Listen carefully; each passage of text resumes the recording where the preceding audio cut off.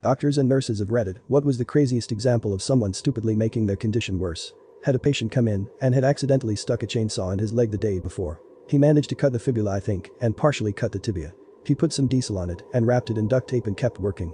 The next day he steps off something and it snaps the rest of the way through. Came in the front door with his leg flopping, bending where it shouldn't be. And to top it off, he rated his pain at 6 out of 10. Tough old man. We admitted him to ortho to clean out the diesel and necrotic flesh.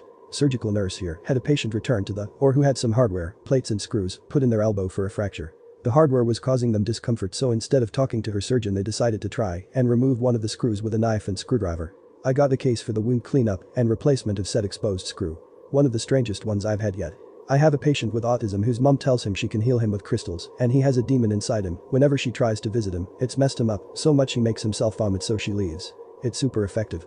Also patients who let their dogs lick wounds, leg ulcers, because they think it'll make it heal quicker. It does not.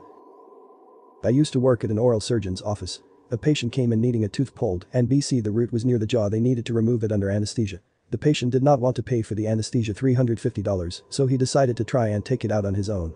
He used pliers or ended up breaking his jaw. We had to go and fix his jaw and wire his mouth shut. Ended up costing him $9,000 instead of $500. Patient here. I got an itch in my eye one night and figured my contact had dried out. I went to remove it, but the damn thing was stuck on my eye. So I started pinching hard, trying to get it off, and then my vision went all wacky and my eye started to really hurt.